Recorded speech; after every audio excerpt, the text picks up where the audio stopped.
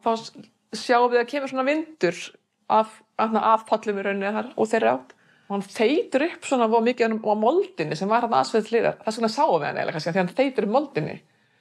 Og bara skrítið, rólega hvirfilvindur og bara, það loks, einkennilegt veður einhvern veginn. Og hann kemur einhvern veginn svona og lendir bara akkurat á horninu á kastalanum, bara örugglega versta stað, eini staðinn sem var örugglega mjög viðkvæmastur. Ég veist sem hann lent á miðjunni, það ekki gerst neitt, en hann lendir akkurat á horninu og við einhvern veginn já, en það mikið svona grjóti sem búið það, ekki grjóti, svona einhvern steipum hnullungum sem örugglega 30-40 kíló eða eitthvað. Og það fylgta spottum úr kastalanum sem í þessu hnullungum til að halda þessu niðri. En svo fer hann að fara hærra og hærra, hornið sko, og strekkist meira og meira á. Svo allt í einu bara, slitnar spottinn við steinun, hann verður eftir.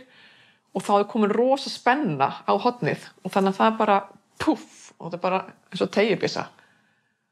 Og svo bara fer hornið af stað, skýtur það sem alltaf efst í horninu á hoppikastalanum. Og svo bara byrjar þetta svona rekja sig upp, sko, og stundum slitnar frá grjótunum, stundum bara ferða með, sko.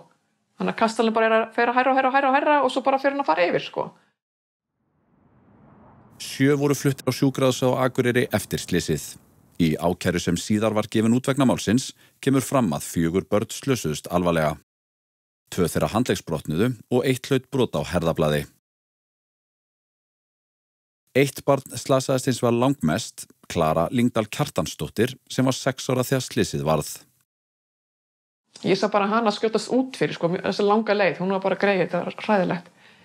Hún var örugglega bara í horninu sem að byrja að losna og hún fyrir bara yfir kastalann og bara áttin að skautahöllinni, sko. Hún fyrir yfir kastalann, svo eitthvað bil, svo girðing og hún endur þarna fyrir utan girðingu, einhverja metra utan girðingu, þannig að þetta alveg, já. Þetta mjög mikil vegalengd. Þetta rosa vegalengd, já.